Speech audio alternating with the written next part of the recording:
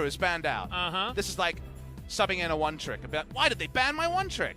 Well, I mean, Afreeca have decided that, yes, we want to take out the AD carries. Cassiopeia going to be banned on the blue side because Gen G's so scared that there's going to be too many OPs left up. Well, they just want their scrims to have meant something, because the moment that you see an enemy AD carry that's a jungle player, you want to get as square a draft as possible, and we just don't know anything about what Afreeca want to do. They tried 2 different strategies. They tried 2 different junglers. They played Karthus jungle. They've really been all over the place.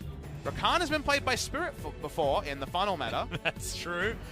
I like that that stat is all of a sudden relevant based on the roster that they have fielded here today.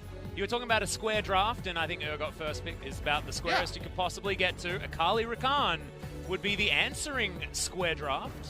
Nice takeaway from Cuvée as well. Did play it in the LCK and not look great, but he was a beast on that pick back at Kesper Cup. Yes. Galio Nocturne for, well, whatever they're doing, let's kill them. Very good duo against double jungle. If that does come out, again, guys, if you're joining us late, Dread is their sub-jungler. And his playing is, okay, we got a Vayne. Vayne's just locked in, and look at the grin on Yukal's face. They're doing it. They're nuke, duck, and fly. That still doesn't explain Dread in the lineup, though, Atlas. We're still learning here. That's only the first roar from the crowd. They knew something was up the moment that Dread was in the lineup. I mean, I have to take that back because, of course, Vayne is a flex pick. Yep. What a beautiful meta we're in. Ah, yes, the Leona ban. Standard ban here from the Freecs. Some understandable stuff. It's good against Rakan, so that's why they do it. Understandable. And Proud is coming in. 2 games of Jelly, 2 games of Proud. I thought Proud was a little bit better, but, I mean, they got slammed, so it doesn't really translate into too much. Olaf taken away from Spirit. One of his key picks is the Sivir. Taken off the board for Ruler. Not going to get this slow-moving comp after all the globals are on cooldown, moving any faster with the On the Hunt. This game, again, there's just nothing intelligent for me to say. The sub-jungler's playing 80 carries, so I mean, you can say that over and over again. I don't know what to make of this from Afreeca. They're going to take a Olaf and Xinjiao ban to try to remove Peanuts. I mean, they get double value. They get double value out of jungle bans because there's 2 junglers. Everybody wins. Morgana going to be taken off the board, as I believe Proud should theoretically be playing that, but who knows? Well, Gen G are just going to say, let's play the most boring comp ever. How about Kai'Sa Tahm Kenshi and just make it all about Kai'Sa in the late game and Nocturne Galio? It's a possibility. They want it. If you want to counterpick, Soraka's the best lane counterpick into a Morgana. And you don't know for sure it's not Vayne bot lane. And Vayne can lane against Kai'Sa. So there's no guarantees just yet. Gen G, for all their work to try to make it a square draft where everything's predictable, hasn't worked out. And they do go for an engaged support rather than the peel support. Alistair into Morgana. It gets to a good place, but doesn't start at one. No, it doesn't. So Gen G, they are using that dirty word that Spirit may have uttered earlier on. The scaling word is coming into fruition. Could Corki here? That's the Korean choice. Klepto Corki into Galio mid. You know the lane assignments. I guess small chance Cuvée plays top lane Galio. All right. You don't have a jungler. And here we go. We get a Camille. Camille jungle coming out. All right, this is interesting. And maybe this is just Spirit plays only tank junglers, Dread only plays the aggressive junglers, and it seems like Dread will be starting jungle for this game. But where does everybody else go? I mean, is it Morgana in the is Yukal going to lane against Galio? Is Morgana Rakan one of these hodgepodge duos? We had a bit of Morgana carry in the summer season. Remember, Bang was playing a lot of that. Yes. And it does mean you're going to have a big AP Black Shield for Vayne to tumble her way through as Keen. And Keen's going to be taking it topside. All right. So we get Yukal on the Akali. We get Vayne versus Urgot. It's been spoken of as a good matchup into Urgot. I feel like this can go very, very wrong if Nocturne's there, but I can understand it based on tumbling around, never getting hit by a Q. The handshake there is such a weird handshake. It's like, no. Sorry. Also, good luck. Yeah, exactly. The thing that I find very interesting about this one is that they put a sub-jungler into the bottom lane position, and their top laner is now playing a bot lane champion. In the top lane? In maybe the top lane, but maybe the mid lane? You know, we are sitting before a moment in time, and we will learn much about that moment in the proceeding time. But right now, I don't know, Atlas. It's all a bit wonky in this particular game. Well, let's see if it actually pays off here for the Afreeca Freecs, because what they put together as far as a team composition is one that sort of makes sense. I say Morgana or Khan bot, just to farm it out, and then Vayne theoretically has Klepto for a lot of gold and shows up with a Black Shield. I get that. I understand it, and Dread is the more aggressive jungler, so fits the meta. And yet I still have no idea. Yeah. And look, you can just farm things out. Everything's fine. But let's hear from the fans, see whether they think it's going to work.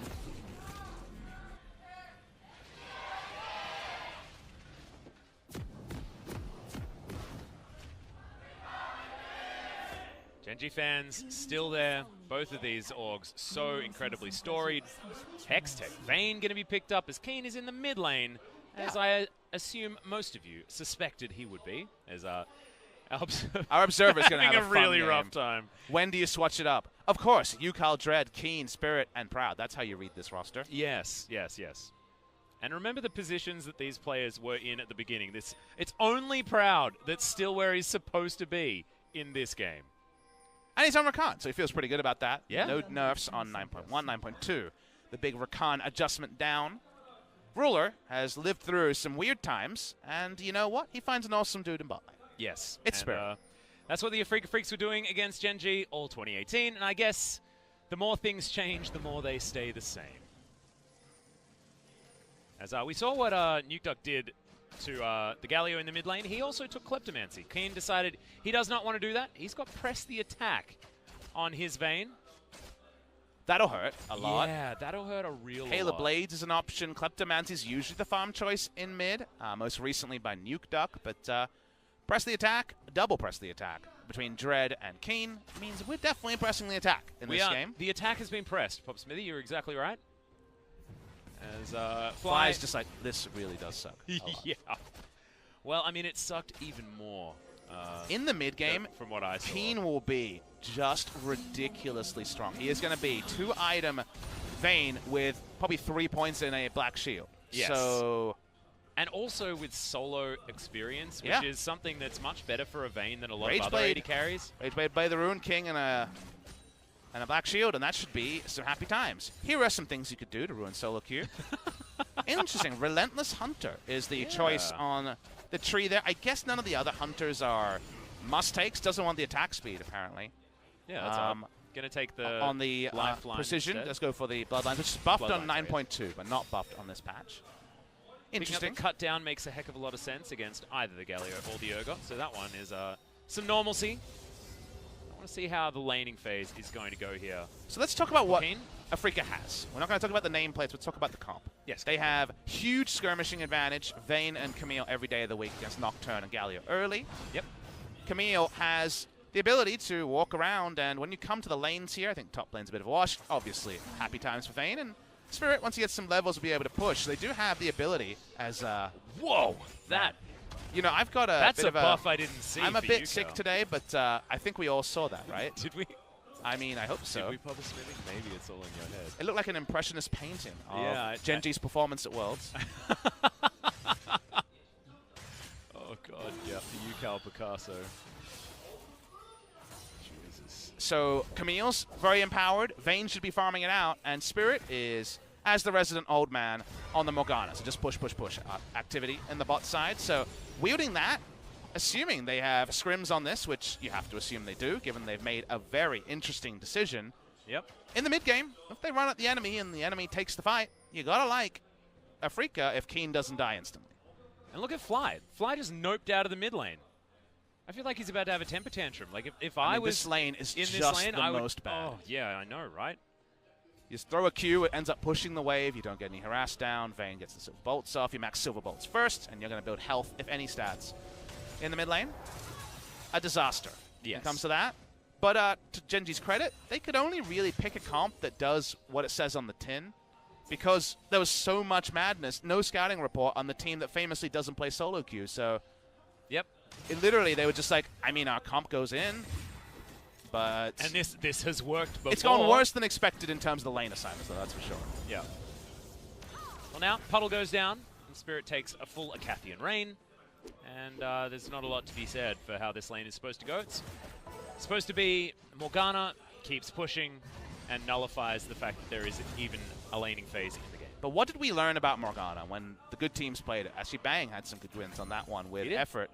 That was Morgana should allow for easy roam access for your support. And Rakan roams very, very well. So let's see if we get a super early boots of mobility and the playmaking to begin, whether it's around mid lane or top lane, because That's what we learned. If you just marooned bot lane and going CS for CS with a Kai'Sa, well, that's bad. You have a Morgana. All you have is utility, really, as the game goes on. So actually using Proud, who in the highlight reel showed a very nice Rakan engage, so clearly can play the champion. See on first back timings what happens, as Spirit predictably has gone for the teleports, has a TP advantage overall. Dread has been quite quiet, though, and Peanut has been just farming. Level 5 now on the Nocturne. Almost going to get to that happy time for the jungler. And Spirit is new to this dastardly bot lane.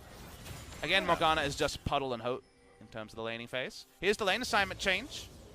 Keen being forced out of the mid lane is going to be Urgot moved there. In a short lane, you don't have the chase potential on the Vayne, so actually, that's much better terrain to lane this Urgot against Vayne. And if you listen to players around, it was spoken about on the Euphoria podcast as well, with Wunder saying, you know, the word on the street is Vayne's very good against Urgot. And again, you understand it because how do you hit a damn skill shot on her or keep your machine gun going? But in a short lane, she can't pop ult and chase for an hour, and that's the advantage of this new lane assignment.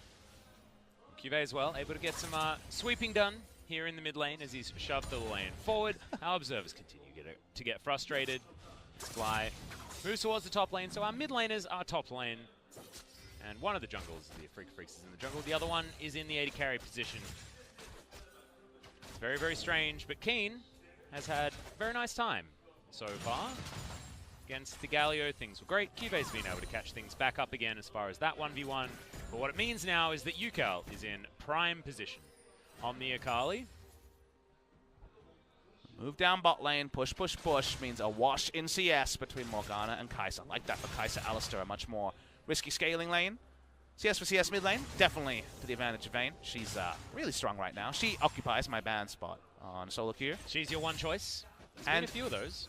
Fly kind of gets really little out of Galio except not dying against Akali. You can't really join for ults because you are top lane, and invading Camille ain't going to be happening for Peanut. I feel like counterplay against this composition is just going to be really hard for Gen G. That's what I sort of see. I see a lot of camouflage, a lot of stealth, a lot of maneuverability, and a lot of unable to CC them. I mean, I guess you just kill Spirit when he black shields someone else, because otherwise everyone is infuriating. Yeah, but to try to shut down. It's going to be a Morgana that has a Zhonya's Hourglass much earlier than a lot of the other Morganas that we would see, and isn't necessarily as squishy as Luden's is most likely going to come first. Question here I have, though, is, again, Gen G were like, let's pick a comp that does its thing. Nocturne goes in, Galio joins, happy times. Alistar's there to knock people up. You can't do that when Galio's top. You're not going to be using those combos onto Akali very reliably, maybe once in the game when the W is on cooldown. So now you don't do the combo ults until much later in the game, maybe an Infernal Drake fight or something like that. You're already losing out on something your comp does, and we're unsure in the late game if their comp can answer the Vayne. So you don't do much in the early game, you don't do much in the late game.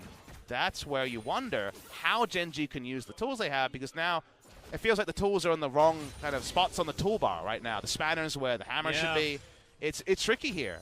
And how Gen G problem solve is going to be interesting, because their problem solving, their in-game shot calling has been probably the worst of any LCK team in 2019. They've had strong comps and then just kind of been all on different missions and got nothing together. And also when it comes to adapting on the fly, like you say, having strong comps not necessarily making the right proactive moves is definitely a problem, but also their ability to understand what an enemy composition does and then fight against that rather than just do their own thing is a difficulty. Here's the Hextech ultimatum in the mid lane. QV just taking so much damage. See you later, mate.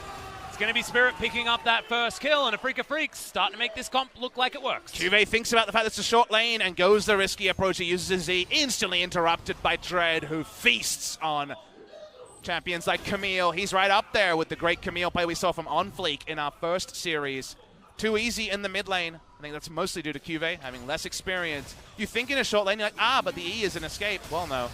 Camille's going to interrupt it. Oh, and then cool flash, bro. You're dead. It's unfortunate, and you can see Spirit, the classic grin on his face that I feel never leaves, even if they lose the games. But at least they're having fun. And we're still trying to figure things out, but I'm starting to have fun too, Pop Smithy. We got Vayne in the mid lane. Man, if you win this game, you feel so good as a Afreeca Freecs, because you're just like Gen G in the dumpster, right? You're feeling terrible after your first week.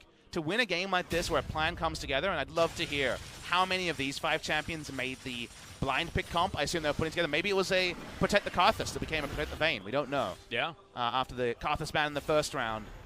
It means so much for you, and then it's just the biggest sinking feeling if you're Gen G, because you went ultra standard, but then the lane swap has had to happen, and now it's all looking a bit messy. I feel like this is, to the nth degree, make this Galio Nocturne work, or otherwise, Vayne's showing up with 2 items, and you ain't got many answers. Yeah, exactly right. And it's not similar to what we saw Teddy attempting in our previous series and what Griffin actually won with as well, because it's not Kai'Sa versus not a hyper carry. It's Kai'Sa versus Vayne, which is hyper carry versus hyper carry. And Vayne, after a recent buff with the final hour refreshing your Q so much faster, she does feel like a champion that works almost better than that of the Kai'Sa. And Spirit's on basically a budget Vladimir. Again, one of these awesome dude bot laners, a mage, but he'll just flash ult, put down the Black Shield, and hope the rest of the team will carry. That's all he has to do on the Morgana, and it's uninteractive laning phase, so it's a much stronger laning phase than Vlad, who, as we know, can heavily struggle in the 2v2. So just relying on a bit of veterancy here. Spirit has played perhaps the most games of League of Legends of many players around the world. Feels like Spirit and Double Lift are the players who played just thousands and thousands of games over all these years. Reinventing himself again, and that part I respect a lot. He's also played so much different League of Legends Spirit throughout his career. I mean, he was the Rakan, and he also played it quite nicely on the Afreeca Freecs when they were funneling. Spirit debuted the Lulu jungle. Has always been Poppy an innovator. jungle. Poppy jungle, Karthus jungle. So many things. He plays whatever he thinks he's good, and he, again, puts in the work that no one can ever question, that he has command of his champion. He always does. Yes. The Lulu one was definitely interesting, and now he's upgraded from the funnel support to the bot lane carry. So good job, Spirit. Bot lane utility carry, which I like, is Yukal not going to get knocked up there as Fly. Yeah, things will be fine. Galio being not quite as anti-mage as he used to be, but still relatively anti-mage. Will be feeling a little bit better here in this particular matchup. And there was a hot second where people thought this is a counter. That's going to be hard to do. Yeah. Paranoia not going to be opted in for here. I think you have to flash if you Fly there. You can't miss it. It's a tragedy if you miss it, because now 2 huge cooldowns are down, and the invade instantly happens. Precisely. Life not going to have any sort of smite to get rid of that one. Dread just takes away the red buff. You give away your position topside as a jungler. It's exactly what you're allowed to do as Dread. But all the good parts of the Galio vs. Akali mid lane matchup, which I think was actually more Akali favored than people gave it credit. It wasn't a soft counter like Lysandra, for example. Yeah. They don't really work in the top lane because you can't just Q lazily and have it cover basically the entire minion wave. You can't zone as easy because the Shroud can be so much more creatively placed when there's such a long lane to trade on. So while it's better than Vayne, the sliding scale is just bad and worse for the Galio, and now is engaged, didn't come off, and he continues to just be at the whim of a free farming Akali. And you can imagine that Afreeca Freecs largely built this comp around they are going to pick Galio and Urgot most likely if we leave them up. So these answers are definitely there on purpose, and whether they can actually work moving through towards the late game is the question. Because right now, I mean, there's not even a gold lead for the Afreeca Freecs, so they have to do more to try and push this forward. In order to help them there, they've got a Hex Tech Gunblade for the Akali. They're very close to the Blade of the Ruin King for Keen. They're getting there. We haven't quite hit our stride as the creative Afreeca Freecs draft just yet, so we don't need to be drinking the Kool-Aid straight away. And Morgana's just so front-loaded in terms of power. Do notice he's already given up on W max. It's Q max second, 3 points W into Q max for more bindings. The thing is, Morgana, in the late game, yes, does damage, but you just never really get the value out of it when Stopwatch is introduced. Another way to not get hit by the Soul Shackles. The moment the Keen has the second item, they are really, really incredibly powerful. Unless they're caught in transition. Unless Galio Nocturne makes something happen. Paranoia going to be up soon. Just no breathing room for Gen G. Yep, Cuvee can't even enter this lane. Understands that they don't have any vision bottom side, and we know with our God vision that, in fact, it was very dangerous to move up there as Fly. Not going to find any value from the Winds of War. And he's actually taking Q after Q level 11 here for Yukal as Peanut throws down the Rift Herald in a very curious location, as Shelly will have quite a journey to get towards this outer turret. Especially because the bot lane isn't even in this side of the map. It's not like they have more members coming to outnumber, so it'll get a charge as Yukal Speaking about numbering, we've got a Rakan making his way up as well. It's now Fly. Under half health, has to hero's entrance, but isn't even going to get as far as the next rush. And Shelly does get a charge, but that was real weird. On both sides, Proud ulted. I don't know why. He was a screen away from the enemy. We talked about roaming Rakan, though, with the Morgana support, and that's why Spirit walks up. Could lose, potentially, on the Headbutt Pulverized Chicken if the Black Shield isn't at the right timing, but this is what Spirit does on Morgana. This is what Bang did on the Morgana. You just push, push, push, and hope that the team can carry you. Well, there's the knock-up onto Fly. Taking a lot of damage here. Has been ignited as in goes Dread. Looking for him once again. Hero's entrance not available, as that was a really weird use of the hook shot. There are some unforced errors coming in from both sides, but Fly is going to escape. That was the quintessential whoopsie is bot lane. Speaking of whoopsies, Spirit finds himself under the turret, but may have actually found Ruler here as there it is. Soul Shackles is going to get the stun, and now Life with the ultimate has to be really careful. Yep, binding lands. Can he get this stopwatch? He's going to give it over to Spirit Blackness to get back under the turret. And now Yukal wants to kill Ruler. No ultimate available, no flash. Does have the heal, but does he's going for the turret dive. He's going for the turret dive here. He'll try it back, and he'll probably get away with it. That was actually really smart. Yeah, that was really, really Ruler. They don't pull off the dive. Dive Morgana at your peril. Yep, and that showed exactly why Soul Shackles is pretty damn good as an anti-dive tool, especially when you're not as anemic as a support variety Morgana. Out onto his heal as well. I think he was out of position to use it, but I can't exactly remember the terrain. And Keen says, don't know what's going on there. I'm going to keep pushing. Yeah, like most of the Veins in our solo queue games. I don't have a team. I just want to press my R button, outplay everyone. Well, outplaying a Morgana. There was the Morgana meta of Season 1, where everyone hated Morgana because she did things like this, where, well, now you can't keep diving. Ruler can't even heal Life because he's too far away, no summoner used. It's all about if you hit the binding here, it's 4 points in it, so it's already a big nuke. They get the kill, Ruler tries, he doesn't heal. He actually doesn't respect that the Luden's proc will kill the Alistar. That was an unlikely way for the Noble Cow to go down, and Nofe and Co. are having a ball of a time. That's the best reaction we've had so far. Why don't they have Doritos in there? You know, I feel like they're watching a game show or something like that. Oh my goodness. Okay, well, you can understand why, because the Afreeca Freecs are having a great time themselves. Now we know why we have a coaching booth for moments like that. Hilarious. Between Coma being trolled whenever he's trying to yawn. And Afreeca's 4 coaches, if you guys are wondering. I Love Uv still head coach. Nofe comes in as drafting coach, and they have Vinyl Cat and Yon also. Huge coaching staff. You know, this was probably burning the midnight oil. This is what's required for Afreeca Freecs to actually have a pretty strong early game, but not to the tune of a gold lead, you'll notice. No. It's actually 1,000 gold lead to Gen G. Yes, so yes, there was a lot of craziness and weird stuff, but they lost a turret, they lost Shelly. It's going to cause top lane outer turret to fall. Turret plates, and I guess the Shelly charge are the big reason that Gen G are ahead, but you bet they don't know it, right? They don't feel being ahead here. They feel like they're ready to be lowered into the ground. They feel really bad, no doubt. Freeca need to keep up, like you say, because the gold lead's not there. Because so far we've seen if it's 2-0, there's 5,000 gold from plates to be talked about. Because that's not there, Afreeca can never make a mistake, and that's with a lot of players on off-roll and a lot of creativity in the draft. Well, speaking of which, we're looking to try and take down this outer turret in the mid lane, QV. Walking up relatively aggressively. I don't know whether he necessarily can with the coverage that he has, because you can see the littering of red wards on the bottom side of the map. I prefer to call it a smattering, as I am a huge Winnie the Pooh fan. He loves a smattering of honey. He does. Gen G try to clear out wards. Remember, they are the comp with the dive, but haven't had the vision line to pull that off. Okay. Ocean Drake, not spawning for ages, so I guess we're just fighting here.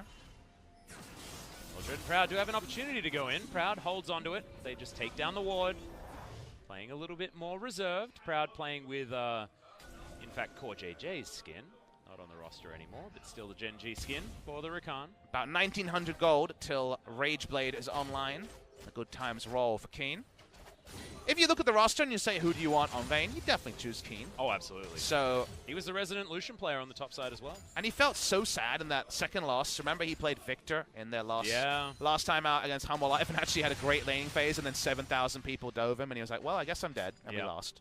So putting him on Vayne, the game is always about Vayne. There's a reason the Vayne spotting is such a fun meme, because you always look at Vayne, because you know how good it can be and how poorly it can go. Yes. And they've stacked the deck. They've got the Morgana support and huge hard engage from Rakan.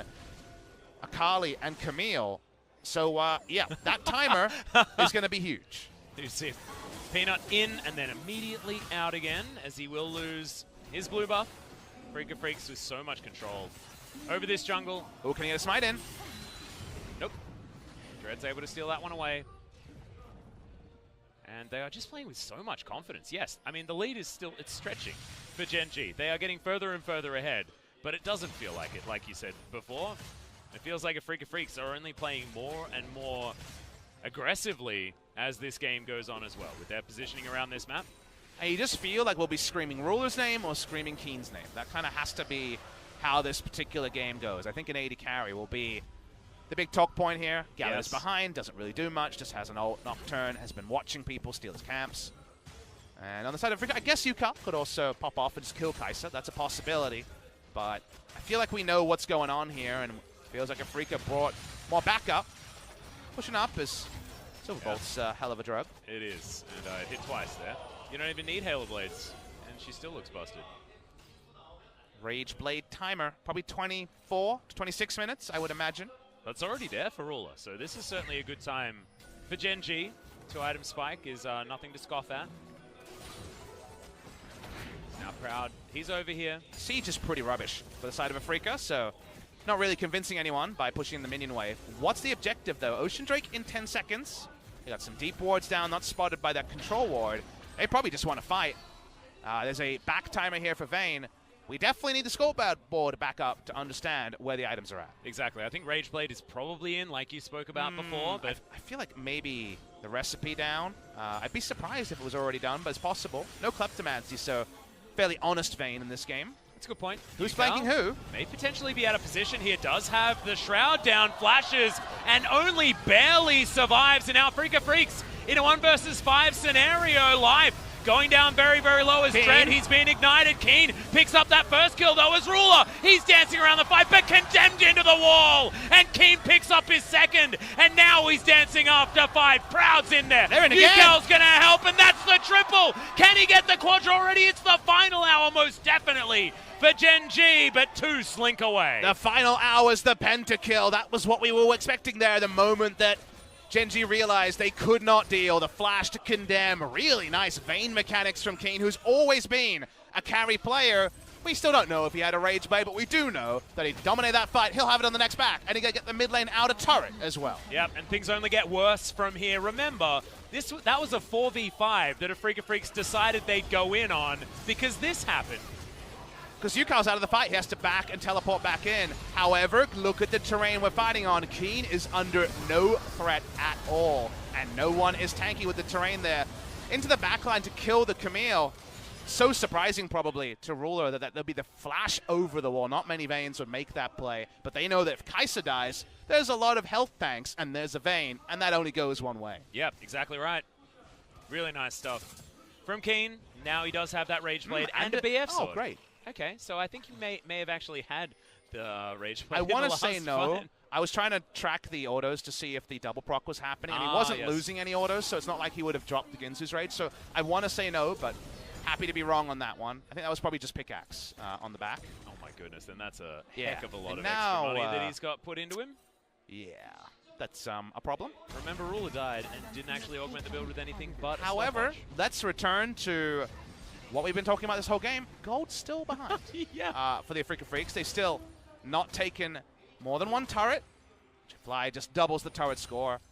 And if you find a way, and I don't really have the recipe for this, so Master Chef will be required. If you find a way to kill Vayne, that could be big as Shroud. Yep, Paranoia is going to come in as the Shroud is down, of course. Like you say, the Fear is going to arm there as Yukel uses the flash very late. Sorry, the ultimate, and is able to get the one back. Teleport comes in and Spirit says, what, you did all my job for me. You ran, it rains, it pours, and another day Peanut gets that kill. He does not get it there. Some nice prestige dancing from Prestige Akali. Man, Akali, she's been free farming. She hasn't been fed, but she's been farmed. That's with no Vayne included. This game is entertaining, that's for sure. That is definitely for sure. Even if we can't quite work out exactly how it is going to work out, given the gold issues that we're having, complete parity right here as Baron has been started from a very confident Afreeca Freecs. They will need to turn off this one. They will, as Spirit misses the binding. And Dread is very, very low. Proud, a little bit disconnected here from his team as Keen finds himself 1 versus 3, but nobody else is coming in. Hero's Entrance finally comes down, but Ruler dashes forward just so that he can get hit by the Baron. Spirit should be dead here, okay. Black Shield is available to keep him alive, and Proud comes over, has Battle Dance available, and some grand entrance for some shenanigans, and Yukal just says, guys, why were you fighting? Felt like the turnaround fight because Flash and Cleanse were on cooldown for the Vayne. Maybe you could actually take her down. Not to happen. No kills either way, and Genji should be able to fall back with the Ocean Drake. Yeah, Ocean Drake finally going to get started up here. 26 minutes into the game is fastly approaching, and Genji once again find themselves with a little bit of a gold lead. Don't really get the Black Cleaver by Nocturne. They're already going to have one, and Nocturne usually goes either a lethality item or in competitive play, usually Guardian Angel and Sterix in some order. So he's actually pretty squishy, and I don't know about the utility on that item. Yeah, I mean, the CDR is probably the only thing that I'd be looking at. Not exactly the best champion to abuse stacking Armor Shred. There's games where double Black Cleaver makes a lot of sense. I don't know if Galio and Kai'Sa around Urgot and Nocturne is the game, so we'll leave that one to be decided. If you go in as Peanut, you need to stay fast, otherwise you're just a health tank for Vayne to instant kill. Speaking of Vayne, now has GA, bought another stopwatch there as well, so Keen is very, very comfortable in these fights. Cleanse back available, and Flash almost back available also. Gold lead's feeling a little bit less relevant because I feel like you're only looking at one. It's whether or not Keen is ahead, and at the moment he is. He's ultra ahead, and there's no play. Again, everyone has a playbook with their comps, but I don't see the play where Keen actually is made accountable. I don't see how Nocturne Galio can pull it off. Yes, you can catch people. You can make a mistake on the side of Afreeca, and Genji can outnumber very fast because they have Hero's Entrance and Nocturne, but if we're A-ramming, I just can't see them winning a fight. So Genji need to find a creative way to play around terrain, unless it's going to lead to some surprising win condition like a Baron steal or something like that. Well, they allowed Genji to move over and get vision on the Baron, and immediately eradicated it. Peanut's not going to be able to help here. Enough sweepers. A lot of them now on cooldown. Spirit pays a visit to the mid lane and easily clears this one up. They will die very, very quickly to these minions as the Baron has been started once again. You see 10,000 health. We know how fast this goes down. Life can lead this, has Flash on the Alistar. Another binding is going to go wide here from Spirit as Life does pay a visit. Look at that damage. Just insane. As he does utilize the ultimate to keep himself alive and get out of the CC. Because they're squishy, though, they had to releash the Baron. No one could tank it, so Baron back up to 10,000. Yeah, Spirit makes his way over here as Fly looking to get in there next. He's the one to face check as Yukal comes on over to try and deter him. Just the moment, Atlas. He's going to come in. Paranoia down for Peanut. Actually looking to jump onto the Akali, but that might be the wrong target as Keen has already picked up a double and is chasing after Ruler. Wants to find any target that he can shoot at, and eventually it's going to be the Baron. Every time they go onto Akali, she shrouds, she has her ultimate, Azonia's is probably there. They can just never kill her, and Keen says, thank you very much, you guys are gonna die. We're onto the Baron again. Does Cuvée have Smite? The answer is no. Yeah, Voidseeker's in, but there's no Killer Instinct as Yukal goes into his shroud. Now Cuvée getting chased. They actually kept the Baron leashed. Yes, they did, down to 5,000. And remember, the passive of Keen means that he can basically chase anyone here as Cuvée trying to get the heck in there to stop this Baron, but there's just nothing they can do. That Voidseeker almost gave us a heart attack, but it's not going to happen. Dread has his finger on the smite button. Watch the replay here. Again, they've had no value. They can't go onto anyone next to Morgana, so they say, ooh, can we kill the Akali? Even Kai'Sa rolls in, but she goes out, and then Keen just looks at people, and they are deleted instantly. Yeah. And Peanut actually dived in on top of the Akali, realized he couldn't see her, and flashed over the wall. I don't even think he got an Umbral Blades proc out in that particular fight. But he didn't die. He didn't die. That's exactly right. Exactly right. So 10 out of 10 play from Peanut. But now we've got a Baron buff on the Afreeca Freecs. And that gold lead that we were talking about always being in the hands of Genji is very, very soon going to be well and truly out of it. It just doesn't matter. Morgana's ultra utility even has an Athene's Holy Grail. Yeah. How about some sustain on those black shields? We say Yukal has Zhonya's Moronomicon and is just a ruse, honestly. It's just, please use cooldowns on me. This Vayne's going to do her thing. Yep. Life, he actually uses the Hexa Flash over the wall, but I don't think we're engaging right now. Nope. Crowd comes over. Going to be able to get some vision down here, looking to try and get the textbook play. Now, good news for Gen.G is that Afreeca's siege is pretty bad, so we're only playing 2 lanes. No one's pushing top side. But is there an order of button presses where they can actually kill Keen is the problem for the group. Well, they're going to need to do it twice because the GA is in there, and I'm not entirely sure whether once is going to be a possibility here for this Gen.G squad, but they are setting themselves up for it. They've got 4 members hanging around the area, and Peanut and Life can get a flank in. Fly, trouble actually, as Ruler comes on over just to pick up the minions. So many people on Gen.G haven't even been able to play League of Legends this game. Nope. This turret's going to die just to the cannon creeps that have been buffed up by the Baron. So the siege comp can be created out of a Baron buff almost every single time, and Freecs certainly needed it with the composition that they had. I feel like this comp either works incredibly well or incredibly not well, but it's looking pretty good at this point in time. Can Gen.G do anything to change their fate? You know that I have been saying no for the last 10 minutes or so, and that was even when Gen.G had a gold lead. The gold is still a line ball. It's 3,000 gold, which is like nothing. Pretty small, but there's a Vayne and there's a Kai'Sa, and the Vayne is really tricky to kill. And also incredibly far ahead at this point. Multi-kills every single fight. 100% of what this team can do. Get behind Keen has been a strategy that the Afreeca Freecs have been flirting with for a very, very long time. All of Fly's abilities just seem so sad in this game. Yeah, I know. Walking up with a W so and the black shield goes down, and he's like, well, that's a pretty good ability against Taunt.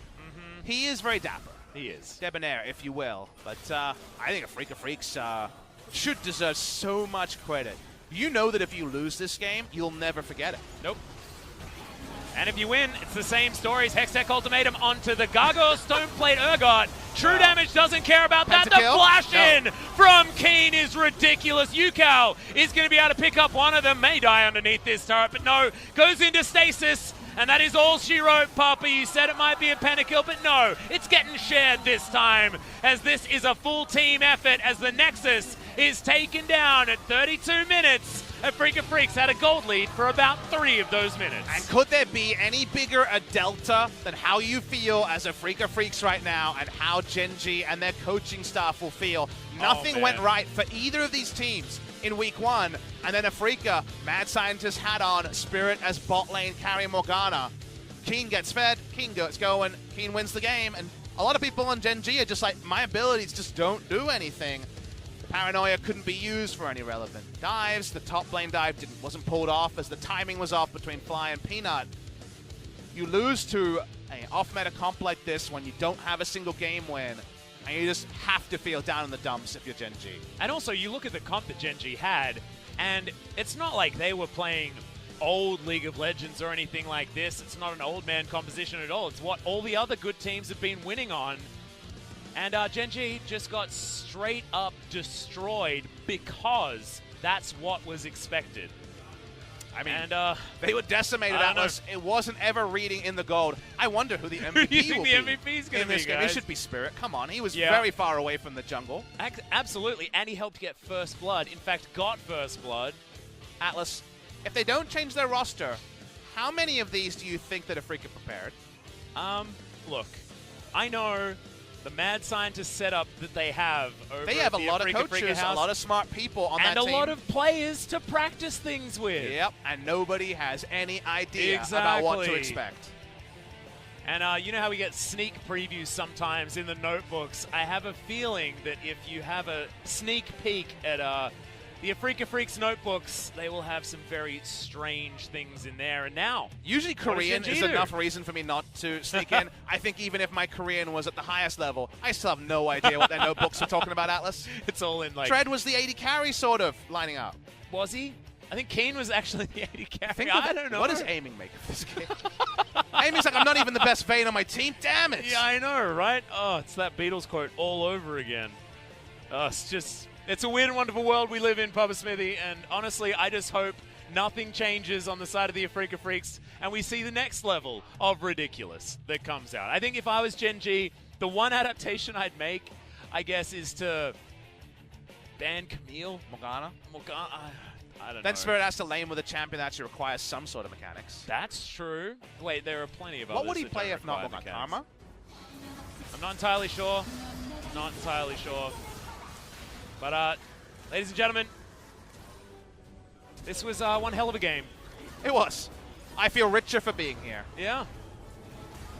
And I believe we are going to have a short break, but when we get back, it's going to be more Freecs versus Gen G. You wouldn't want to miss it, because you might learn a thing or two about what the meta may become.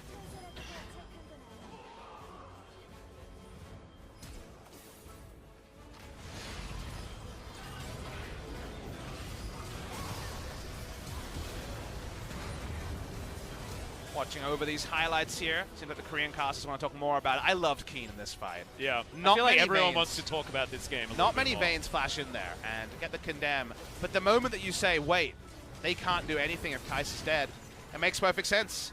It makes sense why you go for the bold flash. And then it was just, it felt like Gen G have 5 good actors, but they've all been miscast. All of them are in the wrong role. Yeah. Tom Cruise is a random supporting character. Yeah.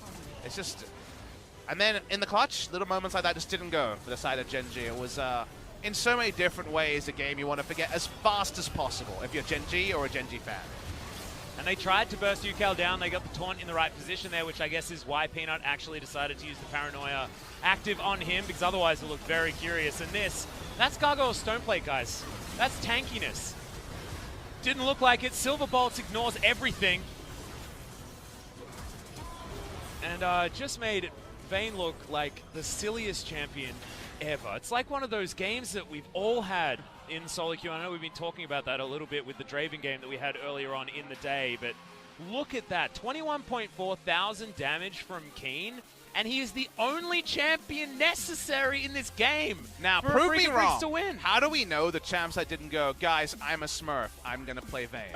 Exactly. I mean, we didn't even have players in their assigned roles, clearly. Yep. I think Keen just smurfed on this particular game, and prove me wrong, I don't got any comms to listen to. I couldn't understand them if we did have them. Maybe they're just so jealous of everyone starting the season because, of course, this is a team that doesn't play very much solo